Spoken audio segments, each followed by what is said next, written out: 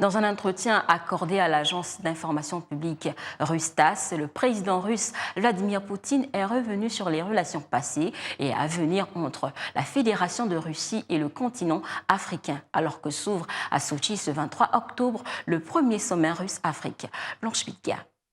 Selon Vladimir Poutine, la Russie et les pays africains sont liés par des relations amicales datant de la libération du continent contre le colonialisme, le racisme et l'apartheid. Aujourd'hui, le développement et le renforcement des relations mutuellement avantageuses avec les pays africains et leurs groupements d'intégration font partie des priorités de la politique extérieure russe. Et comme pour traduire cette volonté, le 24 octobre prochain, la ville de Sochi en Russie accueille le sommet Russie-Afrique, le premier du genre qui rassemblera les leaders des pays africains et les dirigeants des groupements régionaux majeurs. Nous attendons que nos collègues africains, représentants du milieu d'affaires, amènent à Sochi un portefeuille important de propositions visant à élargir les relations bilatérales, et que les dirigeants des organisations régionales africaines nous fassent part de leurs considérations comment développer ensemble la coopération multilatérale. La Russie a aussi des projets concernant la croissance future des relations avec le continent africain. Nous visons à discuter ces idées avec nos partenaires, les systématiser et fixer de manière la plus concrète possible dans la déclaration finale. En plus, il est important de définir les mécanismes pour réaliser les accords qui seront atteints lors du sommet à Sochi.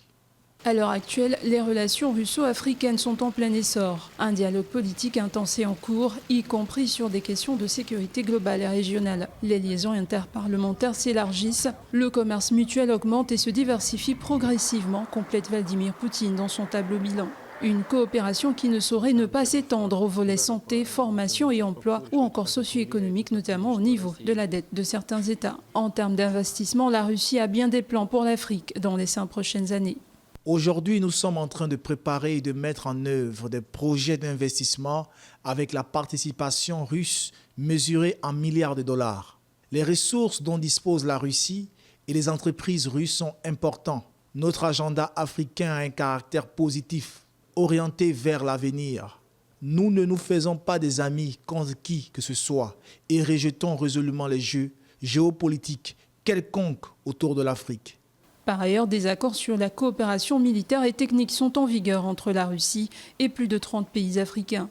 Le pays de Vladimir Poutine se dit prêt à tenir le cap de l'élargissement des contacts entre services spéciaux et forces de l'ordre dans le domaine de la lutte contre le terrorisme, la criminalité organisée, la propagation de drogue, le blanchiment d'argent, la migration illégale, la piraterie.